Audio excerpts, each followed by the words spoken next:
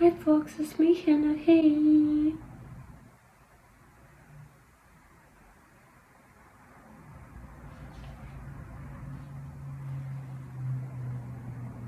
know what I'm going to do? Of course you do. The future is female!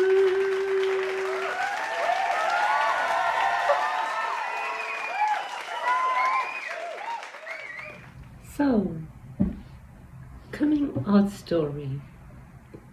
I have tried to record this video since like a couple of years ago, but I was finding myself on just about every single attempt that I was branching off into like a backlog of reasonings behind my coming out, and I was getting sidetracked from the main story, right, which is about my coming out.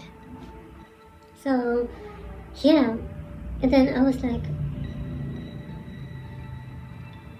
I don't need to explain the reasonings or justifications behind my coming out for this video, because this video is not about my reasonings or my justifications for my coming out. This video is about my coming out story. So yeah, so I got that figured out, and on Thursday I was trying to record the video, and I was branching out a little bit, but then on Friday I was getting a little better, and yesterday evening I was doing pretty well, except that I suddenly found myself not having anything to say with regards to the story, and so I had to stop it.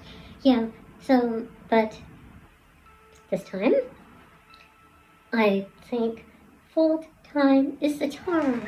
Would you think so? Okay, so quick update here. See this? I'm able to wear red colored lipstick without looking like a guy. That's a major progress. Yep. Yeah, that's one of those things, right? It's one of those things that I found out during my early days of transitioning, was that although, you know, I love red colored lipstick, and I wanted to wear like dark green lipstick and turquoise lipstick and stuff. I even got a dark purple lipstick. I couldn't wear those colors because somehow it's like a color balancing on my face. At the time, wearing dark colored, strong colored, lipsticks was causing my facial appearance to look more masculine, like the slider to like switch over to the masculine range.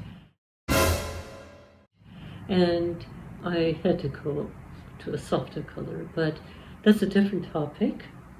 So if you want to know more about what color combinations to use and stuff, during the early days of transitioning, please let me know in the comments section below. I'd be curious to know. Yep.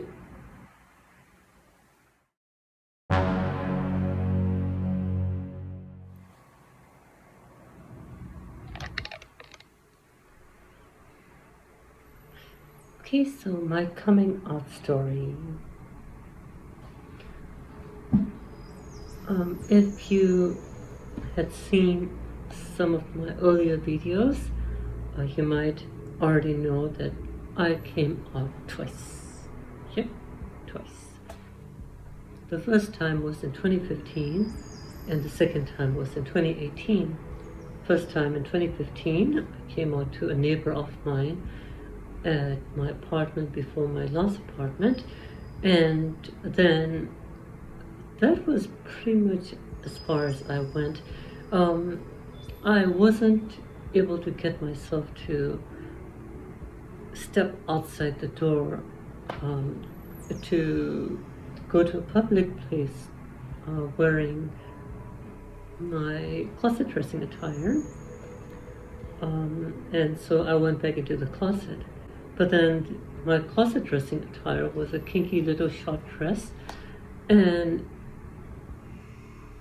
now in retrospect, I'm thinking, like, what was I thinking? Like, that dress, right? I probably wouldn't even consider wearing that dress, outdoors, like even in my little apartment community. I mean, it's so like kinky and so like it's next to a nightie basically. So Yep. I don't know, maybe those of you who are into psychology and stuff, maybe you could tell me that maybe part of my subconscious was acting, against my interests and was sabotaging me, by purposely selecting a kinky little dress so that I'd feel really, really uncomfortable wearing it outside. I don't know. You're welcome to leave a comment in the comment section below. I'd be curious to know. although in 2015 my coming out wasn't a success, it was not a lost effort, because in 2015, when I came out the first time, that was a milestone in and of itself. Between 2012 and 2015, I was able to get a lot of my list sorted out. My list that included whether or not I should bring my daughter into this world, whether or not I should be concerned about the cancer being passed on to my daughter, as it was seemingly skipping a generation at the time. My list that included whether I was trying to put up a guy image for myself or for others. Right. I was trying to stay in this, like, as my male self for as long as I could at the time, because I was wanting to bring my daughter into this world. Like, for many years already at the time, I wanted a daughter of my own since I was very little. By 2015, I had encountered like so many toxic people, and I had been on the receiving end of some of the toxic people, and I didn't want my daughter to have to go through that toxic nonsense. So that's one thing. Another thing was my mom passed away from ovarian cancer, and that had skipped a generation. So my mom had ovarian cancer and passed away. My mom's grandmother from her mother's side had ovarian cancer and passed away. And my daughter, well, skipping my generation, well, if she were born, then she might have the ovarian cancer gene. So I was like, well, I had already seen the horrors of cancer when my mom was going through cancer, and I did not want my daughter to have to go through cancer. So I was like, well, toxicity, cancer, maybe I shouldn't bring my daughter into this world. So I decided not to bring my daughter into this world. The other thing was, I was putting up a guy image, but then it was draining me, and then for what, right? I was a very proactive kind of a guy when I was Henry, in terms of like the way I was conducting friendships and stuff. So it was more of a one-sided thing, really. I was trying really, really hard to make friends. And I had a list of friends, and then I was like, well, yeah, I have friends. But then I was, between 2013 and 2015, I was realizing that, hey, are they reciprocating the friendship, right?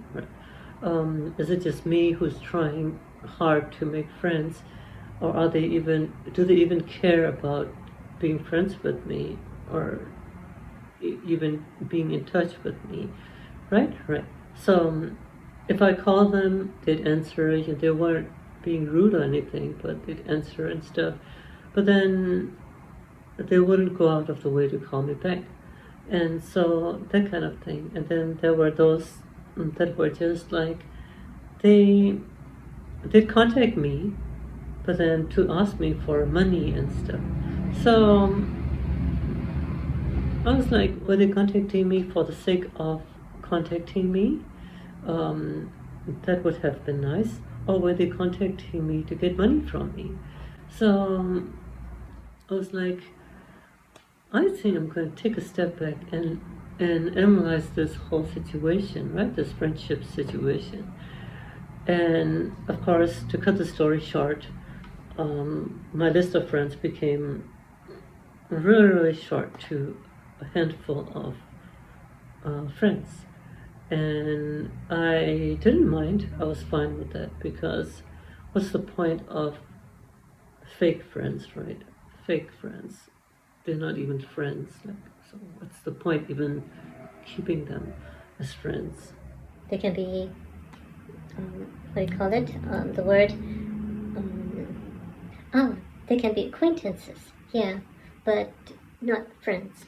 So I was like, okay, in this small group of friends, then do I still need to put up this guy image? Because I was realizing that my dysphoria was getting worse, reaching a point where I'd likely have to come out and transition sooner or later, more like sooner at that point.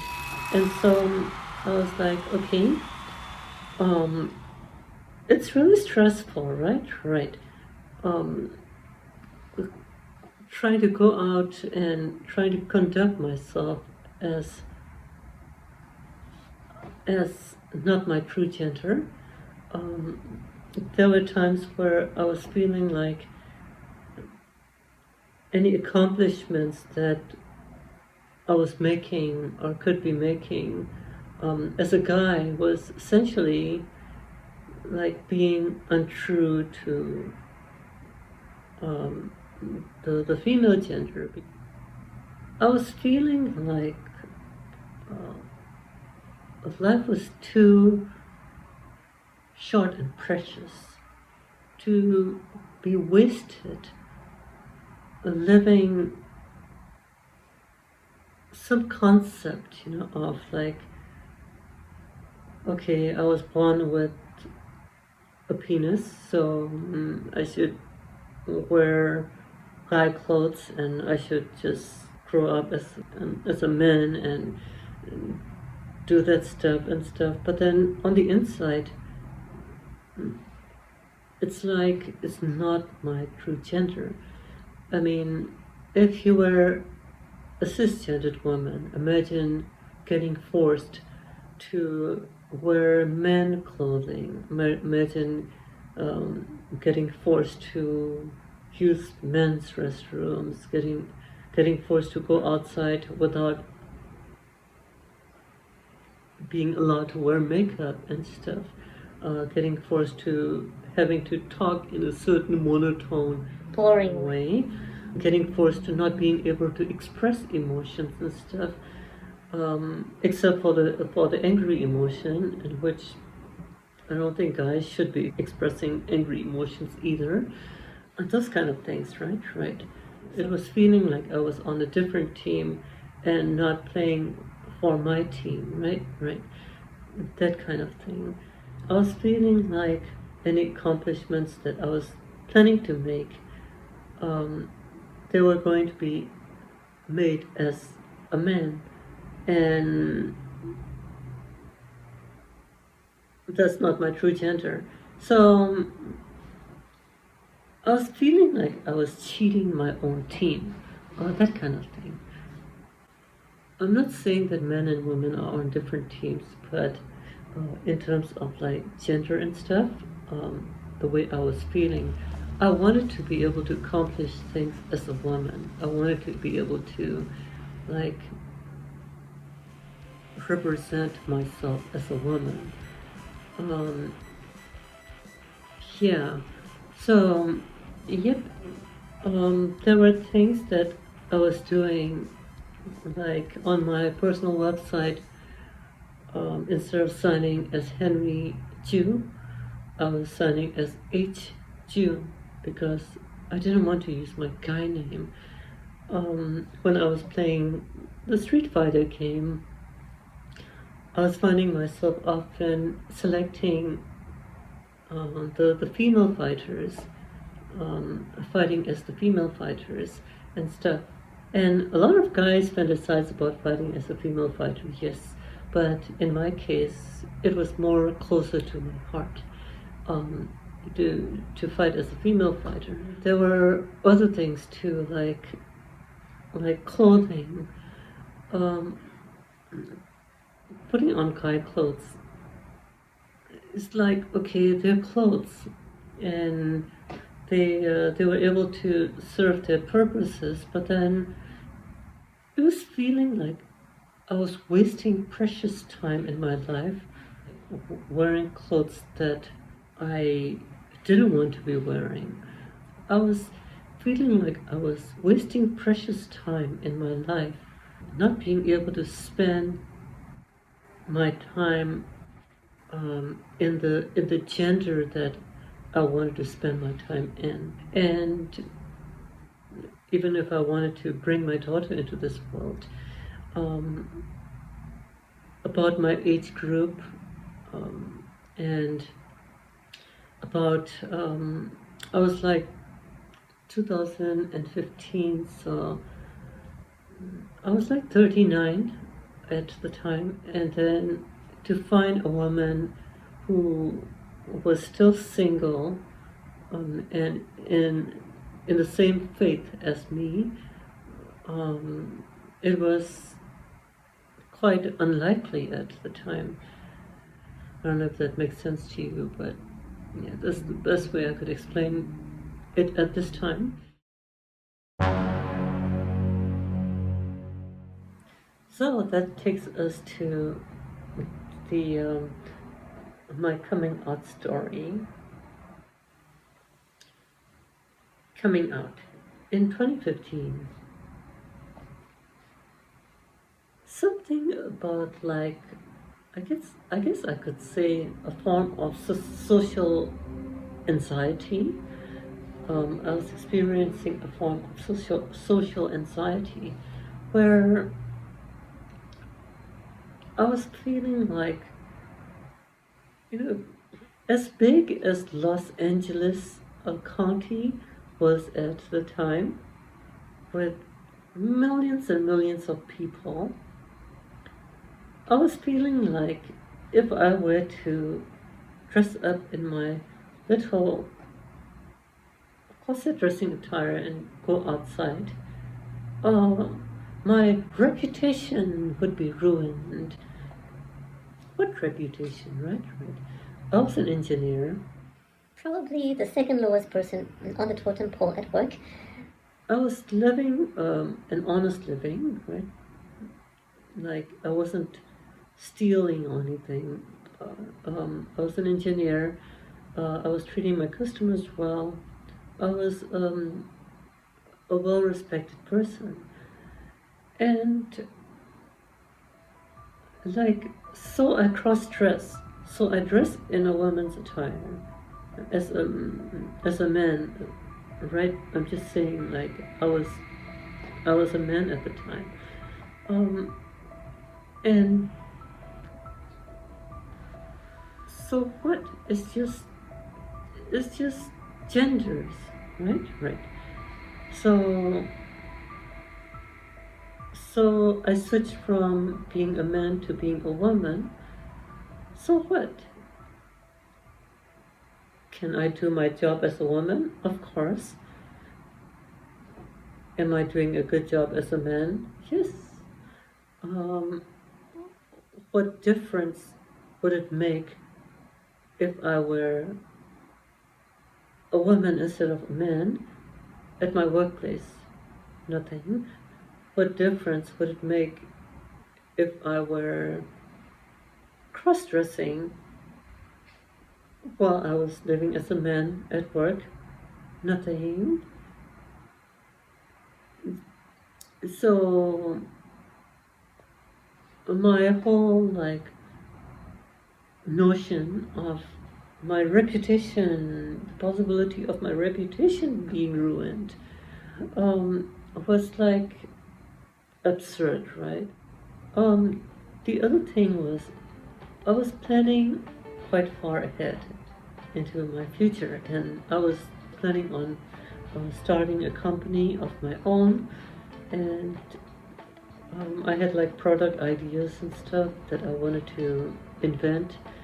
And so I was thinking, okay, if I was caught closet dressing, then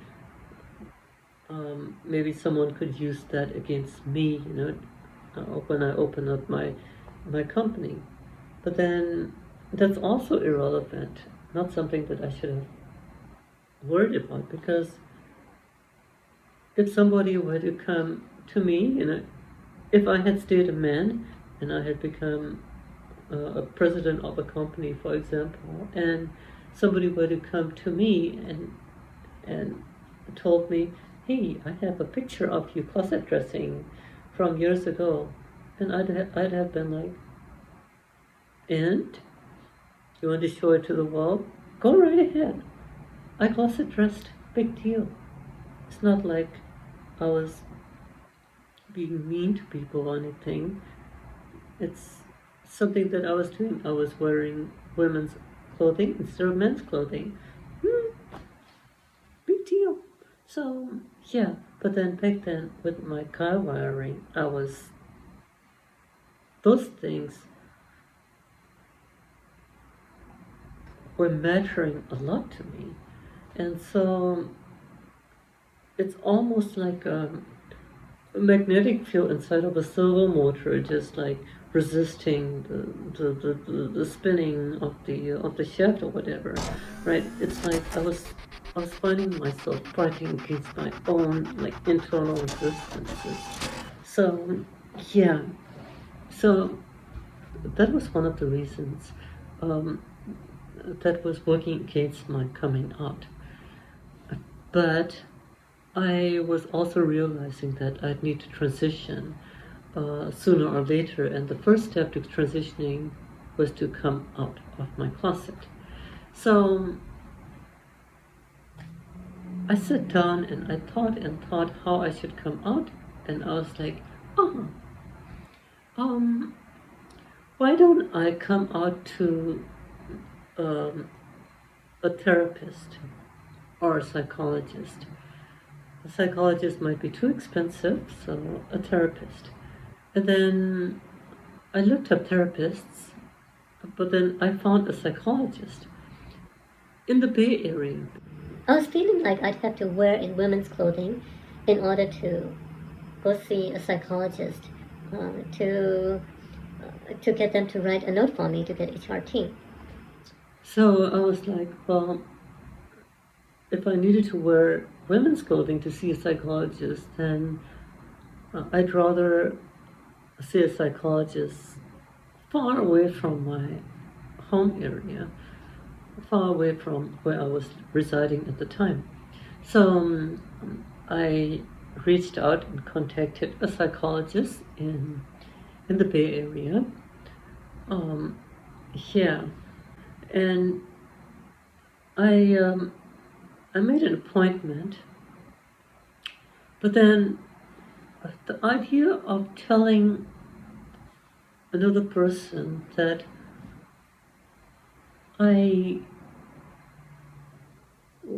wanted to turn my, penis into a vagina was like not an easy thing for me to do at the time. And I was like, okay, that's awkward. I was in field service engineering at the time, and one day later during the week, the day before my appointment with the psychologist, I was actually in the area where psychologist's clinic was, and so after work, I actually drove in front of the building, and I played a mock scenario in my mind. I said, okay, imagine coming here and walking into that building and seeing the psychologist, this stranger person, for the first time, and telling them my little secret, right? My dysphoria and my desire to be able to live as a woman. And then the more I was thinking about it, the less I was feeling inclined to see the psychologist. And then it's just like, it's not something that the psychologist was doing to me. It was like all in my mind, right? I was feeling more and more afraid to go see the psychologist. And I was like, you know what, forget this. I'm going to cancel the appointment. So I called the psychologist's office and canceled the appointment. So the psychologist's appointment didn't happen, at least not with the psychologist in the Bay Area. So I was like, okay, I just blew my chances of getting to come out. All right, I'm going to have to try again. So I said, okay, what if that psychologist was a cisgendered woman psychologist, and she had listed her practice as like LGBTQ friendly, but then because of my own reasons, I wasn't feeling comfortable seeing a cisgendered female psychologist at the time. So I was like, all right, what if I were to look for like another option? And I found a therapist who herself was a male to female transgendered person. And so I went and called her and got an appointment, and I was like, yes. So I couldn't really get myself to dress in my little kinky little outfit to go see her. So I just dressed myself in my guy outfit. And I had a pants, like I had a pair of jeans that were quite tight. And so I wore those jeans, and because they were so tight, Mr. Wiggles was in a little bulge, so I tucked Mr. Wiggles and I went to see the therapist. But that didn't work out, because although the therapist was a male to female transgendered person, she was not experienced in providing transgender person care. She wasn't trained in transgender care. So when I went to see her, although she herself was a transgendered person, she didn't seem to like understand like where I was coming from for some reason. And she pretty much just told me that I was a guy and that I wasn't a transgendered person. And I was just lost in my own fantasies. So I was like, okay, that didn't work out. I felt so upset about the whole like meeting with the therapist. And then I took a step back and I said, okay, maybe I should try a different approach. That's where like my neighbor at the time came into play, one of my neighbors. She was a social worker, a retired social worker. She was a nice person, a very open-minded person. She was straight, she was cisgendered. My mom's generation, she was more open-minded than the transgendered therapist, who was essentially in my generation, that I went to see. So I was actually quite impressed with my neighbor, actually. And the first time I tried to tell her, I was finding that I wasn't able to tell her. I wasn't able to say those words to tell her that I wanted to transition and be able to live as a woman. The first time I couldn't say it. The second time I couldn't say it either. But the third time I was like, my lips were like shaking and my whole body was trembling. And it wasn't fear, but I couldn't really describe why I was like, my body was reacting that way. But I was like finding myself shaking, and then I just forced myself and told her that a woman, I want to be able to live as a woman. And then she understood exactly what I was trying to tell her, and she was welcoming. She was quite embracing of that idea, and then that was a very nice feeling. I felt quite relieved that she took it very well. And then, of course, during the next couple of meetings with her, I told her that I was closet dressing, and she wanted to see my closet dressing outfit. So I ran into my apartment, put on the closet dressing outfit. There was a certain rush about getting to show her my outfit, but that was more so because of my guy wiring and my guy hormones at the time than my awareness of the prospect of showing her my closet dressing attire. Right. So yeah, I put on the little closet dressing outfit, and I put on my big thick robe to conceal my outfit, and I ran back to her apartment. She was ready to see it, so I opened my robe and I showed her my little closet dressing, little kinky little dress. And that was another shaky scenario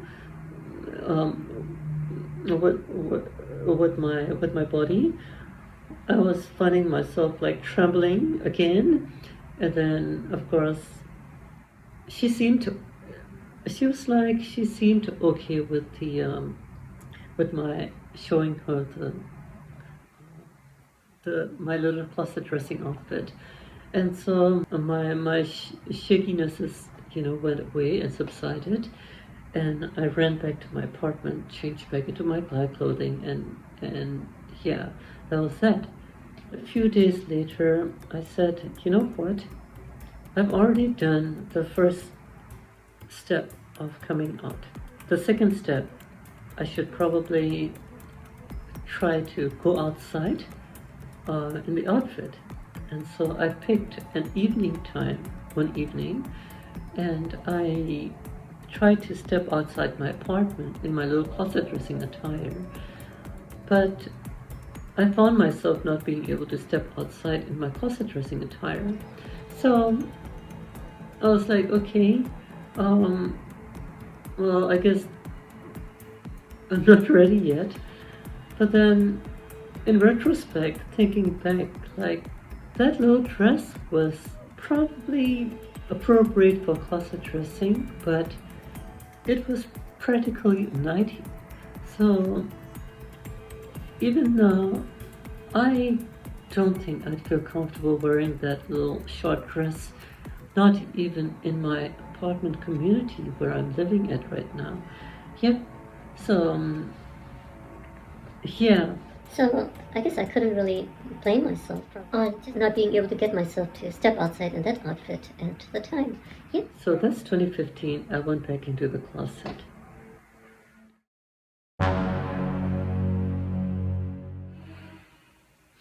2018, I had relocated to another apartment, and I had lost contact with my previous neighbor. The neighbor that I came out to in 2015. So in 2018, I met another neighbor, and one evening I decided to tell her that I wanted to be able to live as a woman. I guess I was looking for a friend that I could talk to about my transitioning and stuff. But when I told her that, she took it very positively, and she showed excitement. And she, of course, asked me questions, the usual questions like how long had I been aware of my dysphoria and stuff like that. The next day, she was like, well, to me, if you wanted to become a woman, if you're planning to become a woman, well, you need to practice wearing a bra. And I was like, what do you mean? I have no breasts right now. My chest is flat, and I look like a guy at this time. She was like, nope, she wouldn't take no for an answer. So we went to a store, and that was like, that was kind of a real coming out experience in a way, because at the store we picked out a bra, and I was so afraid of holding the bra over to the counter to buy it. She took the bra from my hands, and she placed it on the counter, and I paid for the bra, with my credit card. She held the bra until she and I got into my car, and she was like, now you need to put on one of the bras. So I was like, here right now, and then I put on the bra. My car's windows weren't tinted, and I wasn't an expert at putting on bras under a blouse and stuff like I am now. And now, the bra is there now. The bra is not there now. So I put on the bra, but then the weird thing was, I was in my worker's jeans. They were not even like those tight metrosexual jeans. They were worker jeans, so they were thick, they were heavy, they were bulky, loose, and then I was wearing my t-shirt, not a t-shirt blouse like this. This is a t-shirt blouse, but the cut was different, right? Guy style cut of a t-shirt, and with a bra inside. It was feeling like something was not quite matching. So yeah, but I wore it anyways. And then of course, if you had seen my coming out bloopers video, then you know the story about that neighbor taking me to a resort kind of place and taking me into the ladies' room, to go potty. And then afterwards, I came out feeling like completely drained out of energy. But it was a good experience.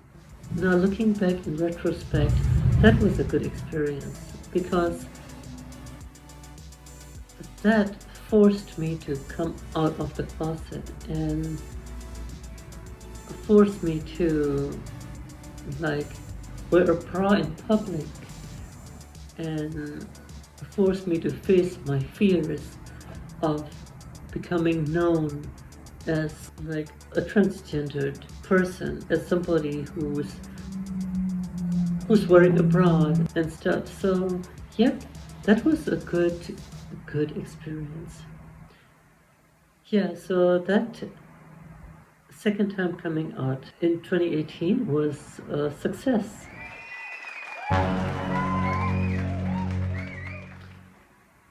So I was out of the closet at home, but then I still needed that note, right, from the psychologist in order for me to get my HRT treatment. Uh, at least that was what I was thinking at the time, although I wasn't aware of the the new informed consent model that was already in effect at the time, um, which no longer needed that note from a psychologist. But I wasn't aware of that, so I was like, okay, I I needed to find a psychologist, and so I was thinking, okay, how about uh, that neighbor of mine from the previous apartment? Remember the apartment in 2015 that I was talking about earlier? Not the social worker neighbor, but the downstairs neighbor. The downstairs neighbor was a psychologist, licensed clinical psychologist, yeah. So, but he was he was much older than my mom. And I was thinking, okay, in his generation, maybe, I was having my doubts about how well he was likely to understand like transgenderism and stuff. But then on prior occasions, when I was getting a chance to talk to him about different topics and stuff, I was finding him rather like knowledgeable, quite pleasantly open-minded and knowledgeable about a lot of things. I just didn't talk about the gender stuff. So I was like, well, it's worth a try. So I picked up my phone and I called him. I said, hello, this is Henry. Remember the old neighbor upstairs? And he remembered me. So I told him on the phone about my desire to transition. And he was like, congratulations, come over to my clinic and we can talk more about it. And so I went to his clinic. At his clinic, I was impressed by how knowledgeable he was about the topic of transgenderism and stuff. And then at some point, he asked me if I had found a doctor for getting my HRT, and I told him no, and he recommended my current hormone specialist, and he wrote her phone number on a little sheet of paper, and then he was like, well, this is her phone number. Her office is in this city. Why don't you call her? And I was like, cool, thanks.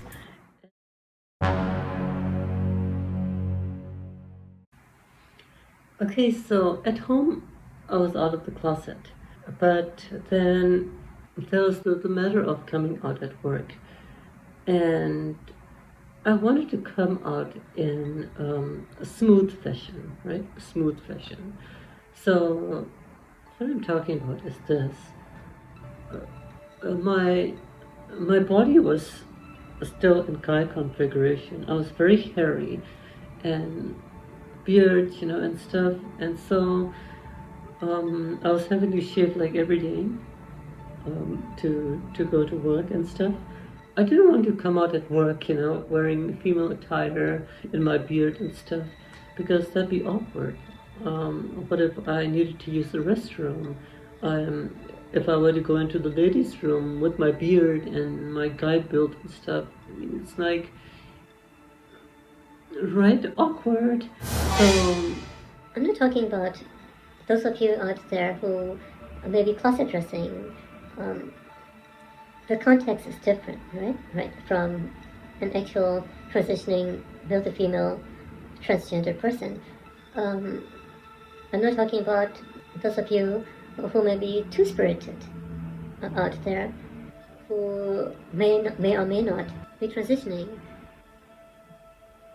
That's different from a male to female transgendered person who may be transitioning. I'm talking about like my own personal experience here as a binary male to female transgendered woman.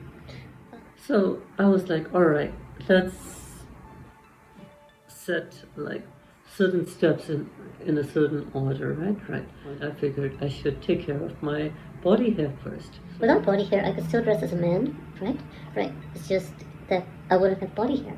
So I went to a laser hair removal clinic nearby and I got treatment. Well, treatment was fine, but part of the laser hair removal treatment was like during the first 24 to 48 hours, I was required to protect my skin from sun exposure, right? So I was having to wear the sunblock, and the sunblock that I received from them was like chalky white.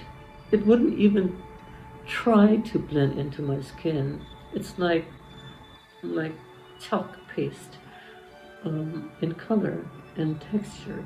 But I applied that anyways. And one day I was at the airport in the terminal and trying to check in my package. It was early in the morning and I had my sunblock on. That white sunblock.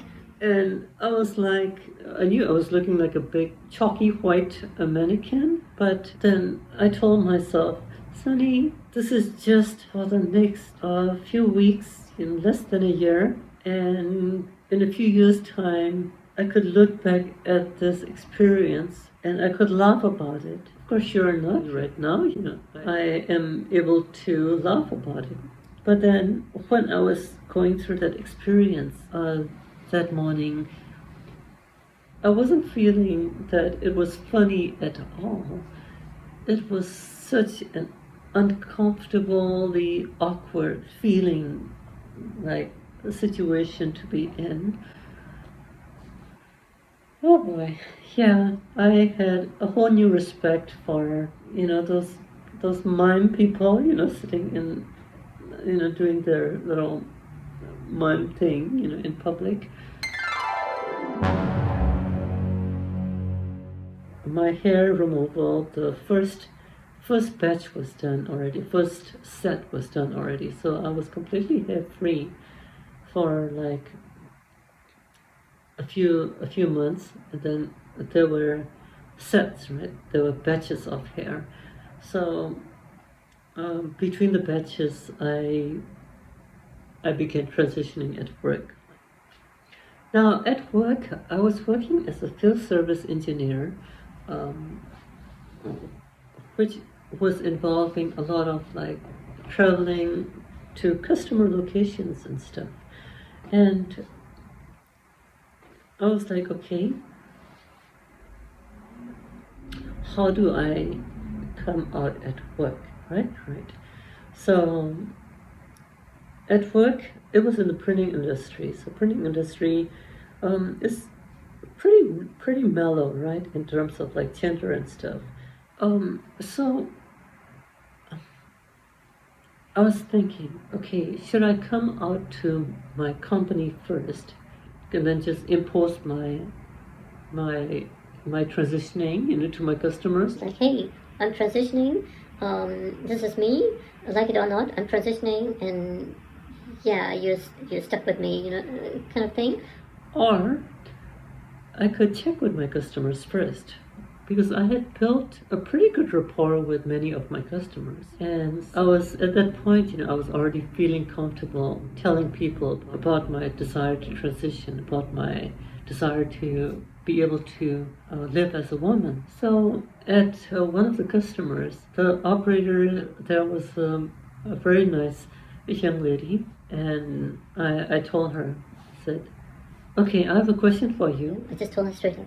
Would you still feel comfortable with my servicing your machine if I told you that I were a transgendered person and that I was planning to transition into becoming a woman? Would you still feel comfortable with my working on your machine? And she was like, why wouldn't I be?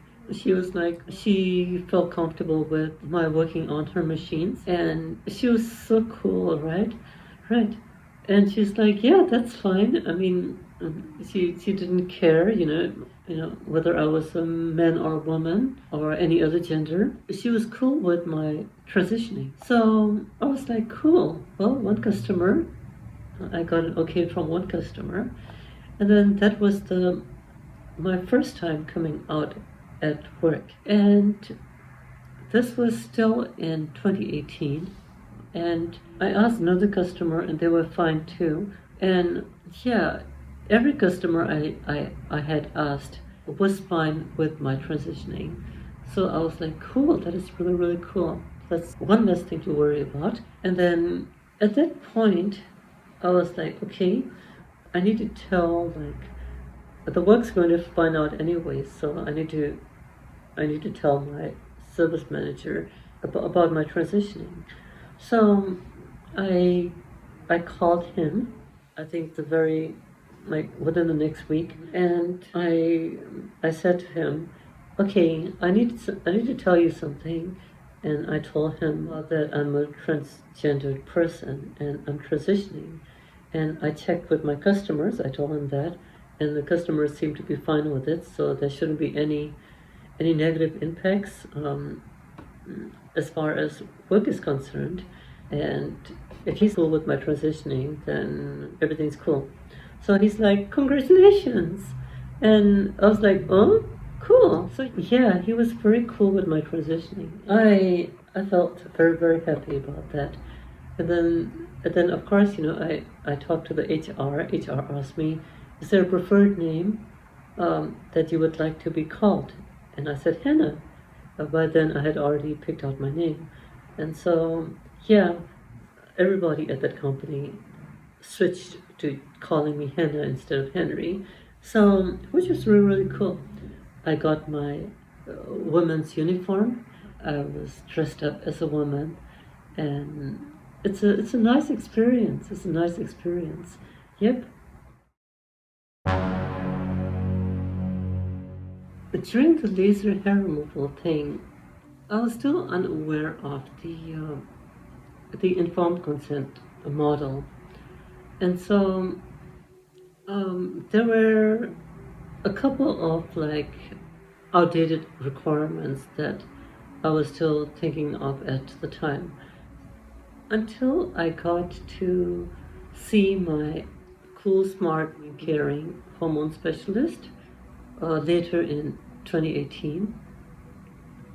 I wasn't aware of the informed consent model being in effect already at the time. I was still my information was outdated and I wasn't aware. I was thinking I needed a note from the psychologist, but I didn't know that I didn't need a note from the psychologist. And I was wondering why my psychologist friend hadn't given me a note yet at the time. But then now, in retrospect, well, I know why he didn't give me a note, because I didn't need a note. And then two was, I was thinking about getting my name changed. And in order to get my name changed, I had read something about a requirement to post a public announcement in a local newspaper about my name change for 3 publication issues or something like that. And that was not required for name changes relating to gender identity at the time, at least. I wasn't aware of that. I thought that was still a thing, to have to publish, to publicly announce the intention to change the name in a local publication, right? So I was like, okay, and since transitioning being a rare experience, I figured I could hit 2 birds with 1 stone, meaning I could do a journal on YouTube and post my videos documenting my transitioning journey, at the same time, those videos could serve as my public announcement as Hannah, and that I'm transitioning into becoming a woman. So I was thinking about that, and that's where I started recording my little video blogs at home. The laser hair removal blog, I recorded the videos, but I did not post those videos. I was still in Kai wiring, and I was finding myself really difficult talking about things and stuff. I still have a few clips of the videos in my archives at home. One of these days I might show you a little piece or two from that recording. But yeah, that's how my video journal on this channel about my transitioning began. But that's one thing, coming out in public on a publication. I was trying to record my YouTube videos during the time when I was getting my laser hair removal. And then my 2018 neighbor was like, when are you going to contact the hormones doctor and set up an appointment? And I was like, okay, I'll contact her, So I reached out to the clinic and got an appointment. And one day I went there, and my 2018 neighbor went to the clinic with me. And there she was, my cool, smart, amazing, caring hormone specialist. And I don't know if she was actually glowing like an angel, but that's how I was seeing her at the time. And I thought that she was so beautiful. And then we talked, and and then that's when I learned about the informed consent model. So I was like, well, if I had known, then I would have come here a lot sooner and not have wasted so much time and effort trying to find a psychologist to get a note from. I don't remember saying that, but I do remember thinking of that in my mind. In the very near future, from that consultation appointment, estrogen pellet implants and my first dose of anti-androgens, and by that time I was out of the closet at home, I was out of the closet at work, I was out of the closet at the airports, I was out of the closet on the internet, and which was a nice feeling. And then yep.